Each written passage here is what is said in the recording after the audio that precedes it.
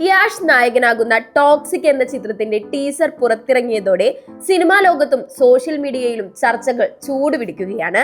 ഗീതു മോഹൻദാസ് സംവിധാനം ചെയ്യുന്ന ഈ ചിത്രത്തിന്റെ ഓരോ അപ്ഡേറ്റും ആരാധകർ വലിയ ആവേശത്തോടെയാണ് സ്വീകരിക്കുന്നത്.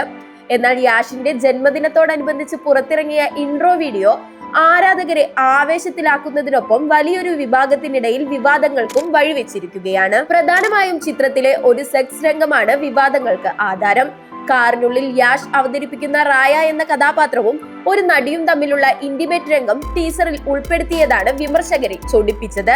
ഇതോടെ സംവിധായിക ഗീതു മോഹൻദാസിനെതിരെ കടുത്ത സൈബർ ആക്രമണമാണ് നടക്കുന്നത്. യാഷ് മുൻപൊരു അഭിമുഖത്തിൽ പറഞ്ഞ വാക്കുകളും ഇപ്പോൾ വലിയ രീതിയിൽ പ്രചരിക്കുന്നുണ്ട്.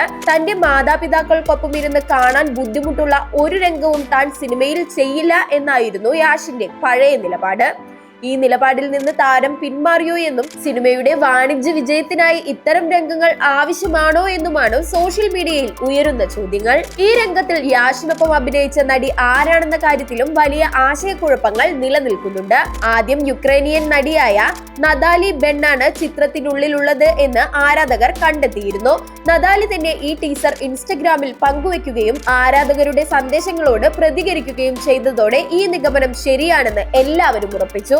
എന്നാൽ സംവിധായിക ഗീതു മോഹൻദാസ് പങ്കുവെച്ച ഒരു ഇൻസ്റ്റഗ്രാം സ്റ്റോറി കാര്യങ്ങൾ മാറ്റിമറിച്ചു. ബിയാട്രിസ് ബാച്ച് എന്ന നടിയെ സെമിത്തേരി ഗേൾ എന്ന് വിശേഷിപ്പിച്ചാണ് ഗീതു പരിചയപ്പെടുത്തിയത്. ഇതോടെ യഥാർത്ഥത്തിൽ ചിത്രത്തിലുള്ളത് ബിയാട്രിസ് ആണെന്നും നതാലി സിനിമയുടെ ഭാഗമായ മറ്റൊരു കഥാപാത്രമായേക്കാം അവതരിപ്പിക്കുന്നത് എന്നും സോഷ്യൽ മീഡിയ സൂചനകൾ നൽകുന്നു. യാഷിനെ അനുകൂലിച്ചും പ്രതികൂലിച്ചും സോഷ്യൽ മീഡിയ ഗ്രൂപ്പുകൾ തിരിഞ്ഞ് വാദപ്രതിവാദങ്ങൾ നടക്കുന്നുണ്ട്.